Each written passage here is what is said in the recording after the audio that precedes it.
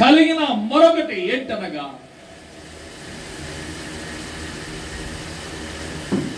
ఎవరినైతే అతడు చూస్తూ ఉన్నాడో ఆ సృష్టికర్త దేవుని యొక్క స్వరాన్ని వింటూ ఉన్నాడు. ఇదిగో నేను ఎవరనుకుంటున్నావు? నేనెవరని? నీ తండ్రి అయిన అబ్రహాము దేవుడను, ఇస్సాకు దేవుడను, యాకోబు నీ దేవుడను కూడా నేనే. ఈ దినం ఎక్కడైతే నీవు ఉన్నావో ఈ స్థలాన్ని నేను నీకు ఇచ్చుచూ ఉన్నాను. ఎప్పుడు? ఇప్పుడు కాదు. నువ్వు వెళుతున్నావు, ఎక్కడికి వెళ్తావు వెళ్ళు, ఎక్కడ తిరుగుతావో తిరుగు. అయితే తిరిగి వచ్చినప్పుడు ఇదే స్థలము నేను ఇవ్వబోతున్నాను.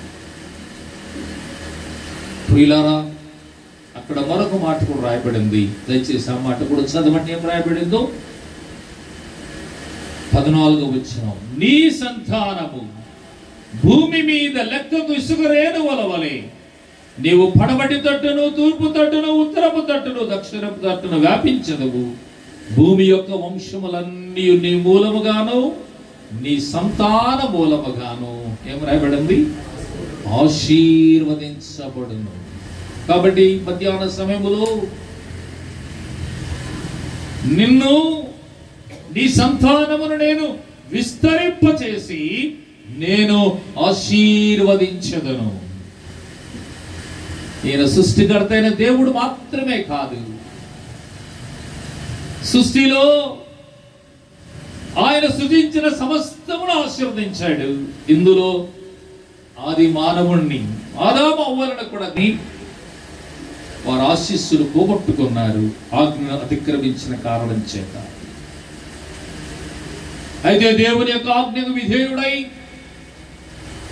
తన పితరుడైన అబ్రహాము దేవుని లోబడి నువ్వు వెళ్ళే స్థలములో నేను ఆశీర్వదిస్తా అన్నప్పుడు వెళ్ళాడు. అబ్రహామును దేవుడు గొప్పగా ఆశీర్వదించాడు. అబ్రహాము తరువాత తన కుమారుడైన ఇస్సాకును దేవుడు ఆశీర్వదించాడు. ఇప్పుడు యాకోబుతో పలికిన మాట, నేను నిన్నును ఆశీర్వదిస్తా, వెళ్ళు. తూర్పు, పడమర, ఉత్తర, దక్షిణ దిక్కులు విస్తరించబడతావు, నేను నిన్ను ఆశీర్వదిస్తా. వెళదాం, దయచేసి గమనించండి. 15వ వచనం, ఇదిగో నేను నీకు తోడయ్యుండి నీవు వెళ్ళు ప్రతి స్థలములో నిన్ను కాపాడుచు.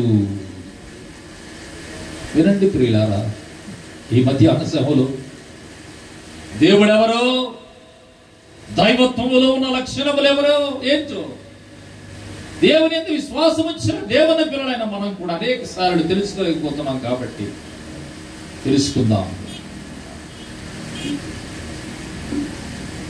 దైవాశిష్యులు పొందాలి అనే ఆకాంక్ష మనందరిలో ఉంది. దేవుని కాపుదల కావాలనే ఆశ మనలో ఉంది. అలాగూ వాటిని మనం పొందాలి అనే తపన మనలో ఉండటం ఎంత అవసరం. కోరికలు ఉన్నాయి కానీ నెరవేర్చుకోలేకపోతున్నాం. ఆశలు ఉన్నాయి, అయితే వాటిని మనం అనుభవించలేకపోతున్నాం. కారణం ఏంటనగా అవి ఎలా పొందవలనో దానిని మనం గ్రహించట్లేదు. ఇదిగో ఇప్పుడు యాకోబుతో దేవుడు మాట్లాడుతున్నాడు. నేను నిన్ను ఆశీర్వదిస్తాను, రెండవదిగా నేను నిన్ను కాపాడుతా, నేను నీకు తోడై ఉంటాను. ఇంకా గమనించండి, అక్కడ 15వ వచనములో నీవు వెళ్ళు ప్రతి స్థలమందు నిన్ను కాపాడుచు ఈ దేశమునకు నిన్ను మరలా రప్పించదను, నేను నీకు చెప్పినది నెరవేర్చు వరకు. ఏంటి? నేను నీకు చెప్పినది నెరవేర్చు వరకు ఏమన్నాడు? నిన్ను విడువను. ఇవన్నీ మన ఇంట్లో వాక్యాలు పెట్టుకుంటాం. నిన్ను విడువను, ఎడబాయను, యుగ సమాప్తి వరకు సదాకాలం మీతో కూడా ఉందునని వాగ్దానం చేసిన దేవుడు, నమ్మదగిన దేవుడని అనేక సార్లు మనం చెబుతూ ఉన్నాము. కానీ మన జీవితాలలో ఎంతవరకు వాటిని నెరవేర్చుకోగలుగుతున్నామో ఈ మధ్యాహ్నం మనం జ్ఞాపకం చేసుకుందాం. ఇప్పుడు గమనించండి, అసలైన అంశంలోనికి నేను రాబోతున్నాను. 16వ వచనం, యాకోబు నిద్ర తెలిసి ఏమంటాడు? యాకోబు నిద్ర తెలిసి ఏమంటున్నాడు? ఏ దేవునినైతే మనం నమ్మాము, ఎవరినైతే మనం ఆరాధిస్తున్నాము, ఏ దేవుని సన్నిధిలో సహవాసములో మనము అనుభవించడానికి ఆశ కలిగి ఉన్నాము, ఆయన ఏమంటున్నాడు ఇక్కడ గమనించండి. ఇదిగో నేను నిన్ను ఏమంటున్నాడు గమనించండి. యాకోబు నిద్ర తెలిసి నిశ్చయముగా యెహోవా ఈ స్థలమందు ఉన్నాడు. కనుక ఈ దినం ఆయన మనతో ఉండేది, ఆయన మనలో ఉండేది, ఆయన మన మధ్య ఉండేది, ఆయన మనతో, మన కుటుంబాలతో, సంఘముతో ఆయన ఉన్న సత్యాన్ని మనం అనేక సార్లు మరచిపోతున్నామనే సత్యాన్ని జ్ఞాపకం చేసుకున్నాం. ఇప్పుడు యాకోబు నిద్ర తెలిసి అతను అంటున్నాడు, నిశ్చయముగా యెహోవా ఈ స్థలమందు. ఈ దినం దైవ గ్రంథములో దేవుడు మనకు సెలవిచ్చిన మాట, ఎక్కడ ఇద్దరు ముగ్గురు నా నామమున కూడి ఉందురో వారి మధ్యనే ఉంది. ఆయన స్తంభముగా నిలబెట్టి దాని మీద ఏం చేశాడు? దాని తన మీద నూనె పోశాడు. దానికి ముందుగా అతడు పలికిన మాట 17వ వచనం మరొకసారి అందరూ చదువుతాం. ఈ స్థలము ఎంతో భయంకరము, ఇది దేవుని మందిరమే కానీ వేరొకటి కాదు, పరలోకపు గవిని ఇదే. ఈ దినం దేవుని మందిరము అనగా నీవేమనుకుంటున్నావో ఒకసారి నిశ్చయం చేసుకో.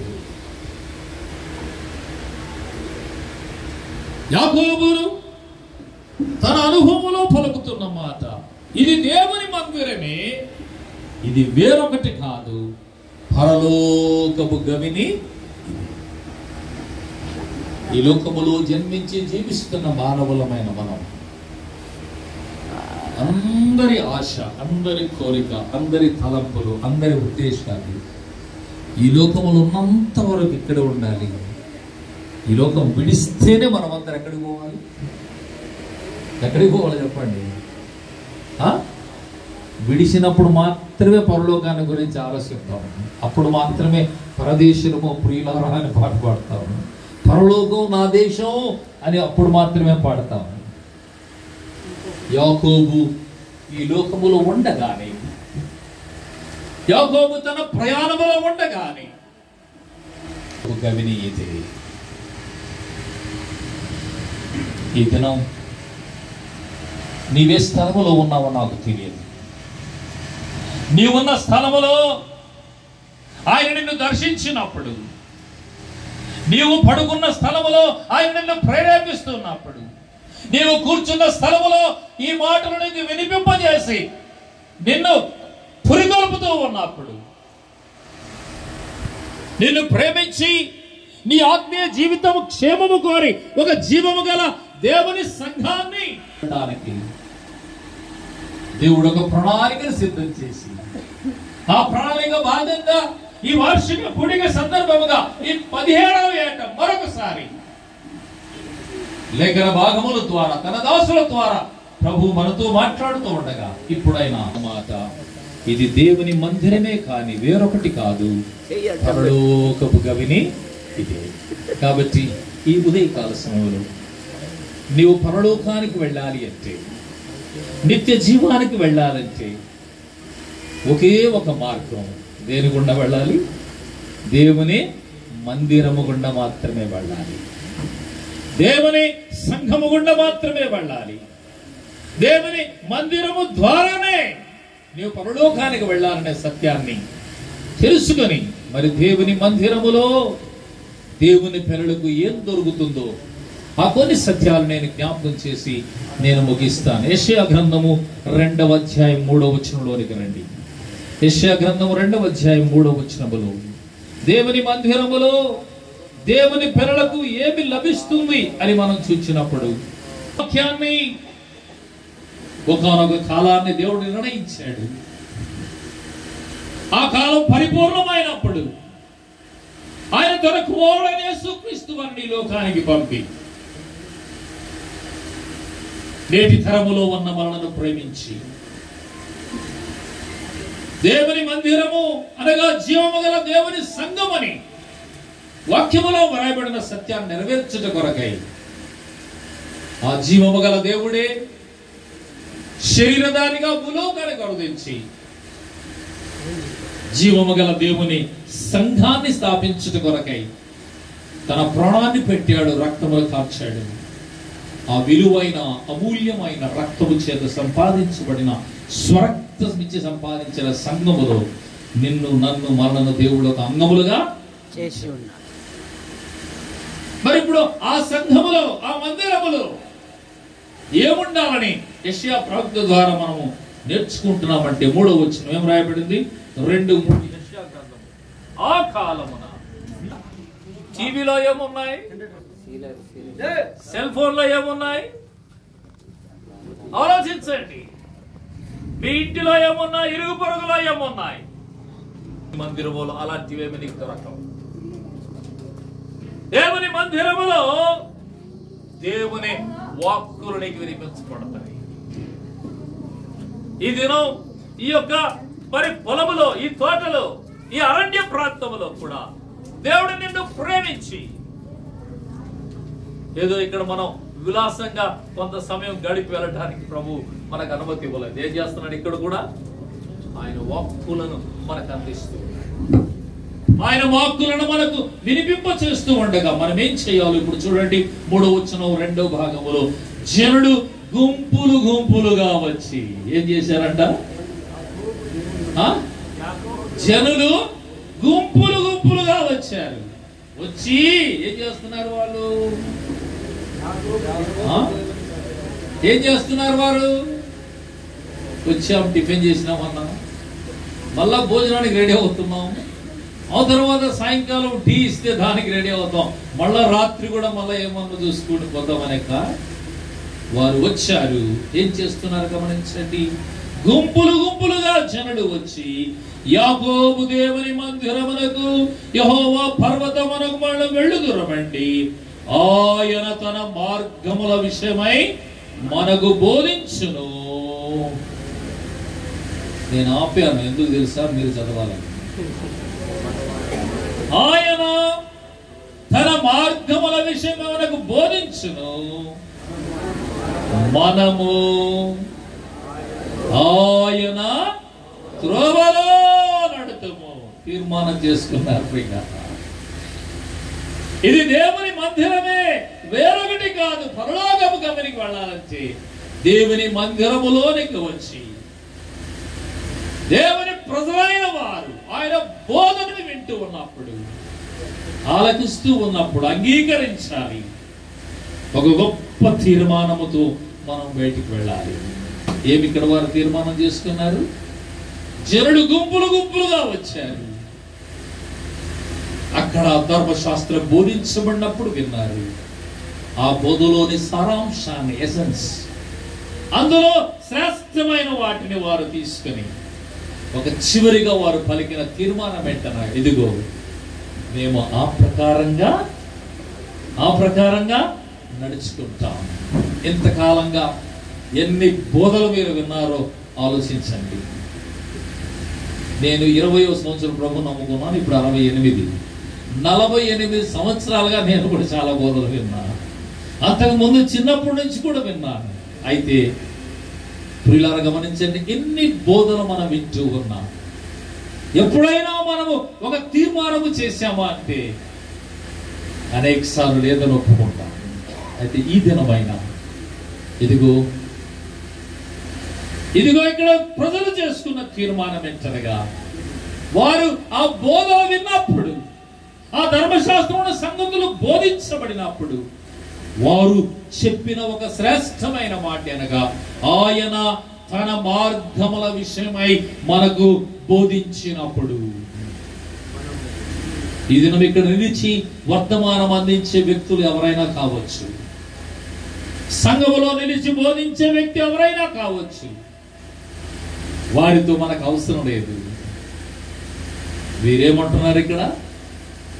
ఆయన తన మార్గములు మనకు బోధించినప్పుడు మనము ఆయన మార్గములో నడుచుకుందాం, ఆయన త్రోవలో మనం నడుచుకుందాం.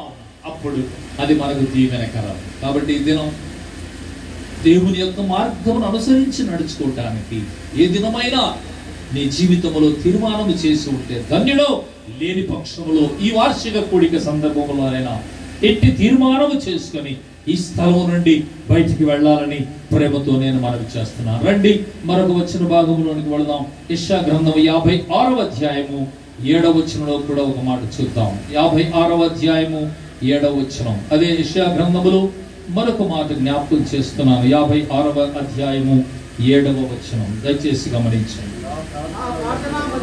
నా ప్రార్థనా మందిరములో వారిని ఆనందింపచేసేదను, నా బలిపీఠము మీద వారర్పించు దహన బలులను నాకు అంగీకారములగును గాక. నా మందిరము సమస్త జనులకు ప్రార్థనా మందిరం అనబడును. ఇది దేవుని మందిరమే, వేరొకటి కాదు. ఇది పరలోకపు గదిని ఇది అన్నాడు. ఆ దేవుని మందిరములు ఉండవలసినది, ఆ దేవుని మందిరములో ఉండవలసింది ఒకటి దేవుని యొక్క ధర్మశాస్త్రం యొక్క బోధ. అందుకే అపోస్తల కార్యములో మనం చూసినప్పుడు నమ్మి రక్షించబడి బాప్తిస్మం తీసుకున్న వారి 2వ అధ్యాయం 42వ వచనంలో వీరు అపోస్తలుల బోధ యందును, సహవాసమందును, రొట్టె విరుచుట యందును, ప్రార్థన చేయుట యందును ఎడతెగక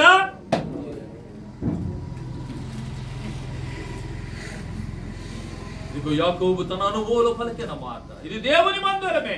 ఆ మందిరములో మనం వెళతాం. యెషయా ప్రవక్త ద్వారా పలికిన మాట. అక్కడ మనకు దేవుని యొక్క ధర్మశాస్త్రం బోధ ఉంటుంది. ఆ దేవుని మందిరములో ధర్మశాస్త్రం బోధించినప్పుడు బోధన అనుసరించి నడుచుకుందాం అని వారు తీర్మానం చేశారు. రెండవదిగా ఇక్కడ చూసినప్పుడు దేవుని మందిరములో అనేకులకు అది ఏముంది? నా మందిరము, అనేకులకు ప్రార్థనా మందిరము అనబడును. లేక నా మందిరములో, నా ప్రార్థనా మందిరములో నేను వారిని ఆనందింపజేస్తా. దేవుని మందిరములో దేవుని పిల్లలకు ఆనందం అనేది ఉంటుంది. పాటలు పాడితే ఆనందం, వాయిద్యాలు వాయిస్తే ఆనందం కదా. హల్లెలూయాని కేకలు వేస్తే ఆనందం అనేడు మురిసిపోతున్నారు ప్రియులారా. ఏ దినమైనా బోధలో ఉన్న ఆనందాన్ని అనుభవించావా? ప్రార్థనలో ఉన్న ఆనందాన్ని అనుభవించావా? ఇదిగో నీవు అర్పించే ఆరాధన, అక్కడ మాట కూడా రాయబడింది. ఇదిగో నా ప్రార్థనా మందిరములో వారిని ఆనందింపచేసేదను, నా బలిపీఠం మీద వారు అర్పించు దహన బలులు నాకు అంగీకారములగునుగాక. అనగా మన ఆరాధన దేవునికి అంగీకారముగా ఉండాలి. మన ప్రార్థన ఆయన ఆలకించి మనకు ప్రత్యుత్తరం ఇచ్చే విధముగా ఉండాలి. కనుక ఈ మధ్యాహ్న సమయములో మనము దేవుని మందిరములో ఉన్న శ్రేష్టతను మనం గమనించి దేవుని మందిర సహవాసములో ఉన్న సంతోషాన్ని, ఆనందాన్ని అనుభవిస్తూ మనం పరలోక రాజ్యం చేరటానికి సిద్ధపడాలని ఈ సందర్భం ద్వారా మనం నేర్చుకుంటున్నాం. రండి మీకా గ్రంథము 4వ అధ్యాయం 2వ వచనంలోకి వెళ్ళిపోతున్నాం. సమయం లేదు కాబట్టి మీకా గ్రంథం 4వ అధ్యాయం 2వ వచనంలోకి రండి. దైవ గ్రంథమైన బైబిల్ గ్రంథములో మీకా గ్రంథము 2వ అధ్యాయం 4వ వచనం దయచేసి గమనించండి. సకల జనులారా ఆలకించుడి, భూమి నీలో ఉన్న సమస్తమును. 4:2 కాబట్టి ఆ కాలమున అన్యజనుడు అనేకులు వచ్చి, ఆ కాలమున అన్యజనుడు, ఏ కాలం ఇది? మొదటి వచనం. అంత్యకాలములో యెహోవా మందిర పర్వతములు శిఖరములు స్థిరపరచబడి కొండ కంటే పైకి ఎత్తబడి వచ్చినట్లు అందులోనికి జనులు ఎలాగొస్తున్నారంట. కాబట్టి ఆ కాలమున అన్యజనులు అనేకులు వచ్చి సియోనులో ఉండి ధర్మశాస్త్రమును, యెరూషలేము నుండి యెహోవా వాక్కులు బయలుదేరను. యాకోబు దేవుని మందిరం. ఆలోచించారా? యాకోబు పలికిన మాట ఇది దేవుని మందిరమే, వేరొకటి కాదు, పరలోకము గమనిది అన్నాడు. ఆ దేవుని మందిరములో దేవుని ధర్మశాస్త్రం, ఆ దేవుని మందిరములో ప్రార్థన, ఆ మందిరములో దేవుని యొక్క ప్రియుల బిడలు ఆరాధించటం, దేవుని మందిరములో కూడి ప్రభువును గణపరుస్తూ ఉండగా అట్టి మందిరములోనికి జనులు ఎలాగొస్తున్నారంట? ప్రవాహం వలె. నేడు మందిరానికి అన్యజనులు ప్రవాహం వలె వస్తున్నారు. మందిరాలు విస్తారంగా కట్టబడుతున్నాయి. మందిరాలు చాలా ఫంక్షన్ హాల్ను కన్వర్ట్ చేసుకుంటూ మందిరాలుగా ప్రకటించుకుంటున్నారు. అయితే వినండి, దేవుని మందిరం యొక్క విలువ, దేవుని మందిరములో ఉండవలసినవి ఇక్కడ మనం చూస్తున్నాం. ఇప్పుడు గమనించండి, యాకోబు దేవుని మందిరమునకు మనం వెళ్ళుదము, యెహోవా పర్వతమునకు మనం వెళ్ళుదుమండి. ఆయన తన మార్గముల విషయమై మనకు బోధించును, మనము ఆయన త్రోవలో నడుచుకుందుము. ఈ దినం మందిరములోనికి రావటానికి ప్రజలు ఇష్టపడుతున్నారు. మందిరములో ప్రార్థన చేసుకోవడానికి ఇష్టపడుతున్నారు. మందిరములోనికి వచ్చి కలాపాలలో పాలు పొంది ఆహా అని ఆనందించి వెళ్ళిపోతున్నారు. కానీ ఇక్కడ వారు ఆనందించడం మాత్రమే కాదు, వారు చేసిన తీర్మానం అనేది చాలా ప్రాముఖ్యమైనది. ఏం చేస్తున్నారు వారు? మనము ఆయన త్రోవలో నడుచుకుందాము. కాబట్టి ఈ దినం దేవుని యొక్క మార్గమును అనుసరించి నడుచుకునే ప్రజలు దేవుని మందిరానికి అవసరం.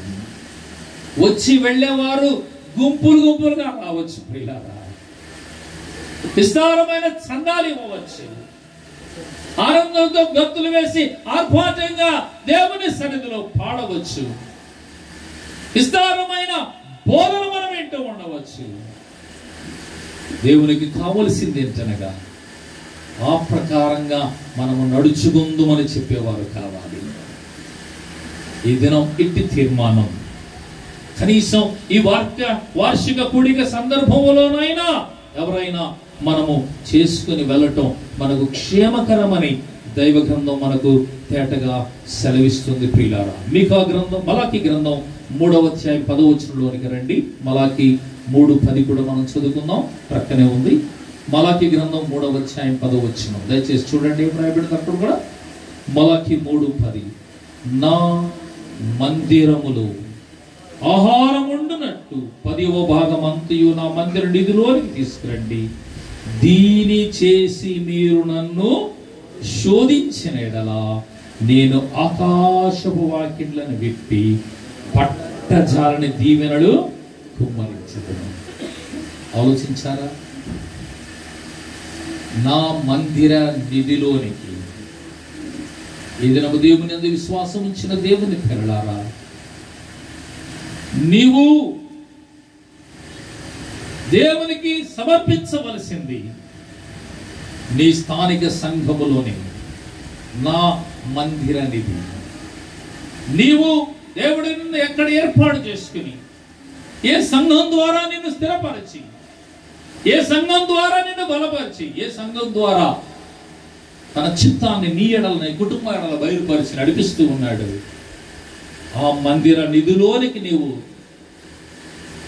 నీవు ఇవ్వవలసిన వాటిని అక్కడ సమర్పించినప్పుడు ఆయన ఆకాశ వాక్యాలను విప్పి దీవెనలు కుమ్మరిస్తాడు. కాబట్టి దినం దైవ దీవెనలకు పాత్రుడు కావాలని ఆశ మనలో ఉంది. కానీ అయితే మనము నడుచుకునే విధానములో తేడాను మనం గమనించాలని మనవి చేస్తూ మనందరికి పరిచయమైన మాట ప్రసంగి గ్రంథం 1వ అధ్యాయము 5వ అధ్యాయం 1వ వచనం, నీవు దేవుని మందిరములోనికి వెళ్ళినప్పుడెల్లా ఏం చేయమన్నాడు? ఏం చేయమన్నాడు? నీవు దేవుని మందిరములోనికి వెళ్ళినప్పుడల్లా ఏం చేయాలంట? నీ ప్రవర్తనను జాగ్రత్తగా చూసుకో. ఆలోచించండి, ఉదయ కాలం 17 సంవత్సరాలుగా దేవుని మందిరానికి వెళుతున్నారు. అంతకు ముందు కూడా దేవుని మందిరానికి వెళ్ళిన వారే. నేను కూడా 48 సంవత్సరాలుగా దేవుని మందిరానికి వెళుతున్నాను. అయితే ఈ దినం ప్రభు మనందరితో మాట్లాడే సత్యం ఏంటనగా, ఇదిగో ప్రసంగి గ్రంథకర్త ద్వారా రాయబడిన మాట మనం జ్ఞాపకం చేసుకుంటే, నీవు దేవుని మందిరములోనికి వెళ్ళినప్పుడు నీవు నేను పరీక్షించుకుందాం. విశ్వాసులకు ప్రతి ఆదివారం పరీక్ష దినం, అలాగే నమ్మిన విశ్వాసులకు ప్రతి దినం, ప్రతి రోజు, ప్రతి నిమిషం మనకు పరీక్షా దినమే. మరి ఈ దినం దేవుని మందిరంలోనికి మనం వచ్చాం. ప్రతి దినం, ప్రతి వారం మనం దేవుని మందిరంలోకి వెళుతున్నాం.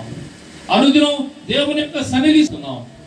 ఇక్కడ రాయబడిన మాట, నీవు దేవుని మందిరంలోనికి పోవునప్పుడల్లా నీ ప్రవర్తనను జాగ్రత్తగా చూచుకొనుము. భక్తిహీనుడు అర్పించినట్లుగా బలి అర్పించవద్దు.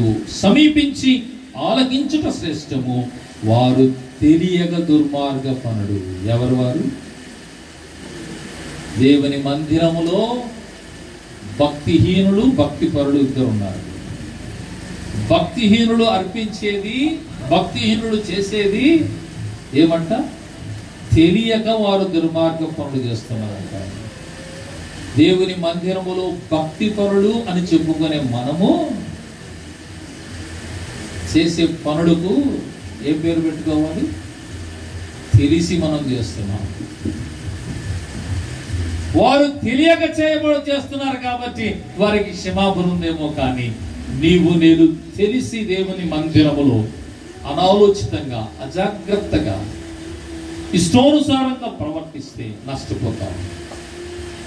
కనుక మనం నష్టపోవటం ఆయనకి ఇష్టం లేదు. కనుక ఏ దేవుడైతే మనలను ప్రేమించి దేవుని మందిర సహవాసాన్ని మనకి ఇవ్వట కొరకై దుర్మార్గులమైన మరణను, దురస్తులమైన మరణను, పాపముల చేత, అపరాధముల చేత చచ్చిన మరణను ప్రేమించి రక్షించి నీతిమంతులుగా, పరిశుద్ధులుగా చేసి దేవుని సంఘములో మనలను అంగములుగా ఉంచాడు.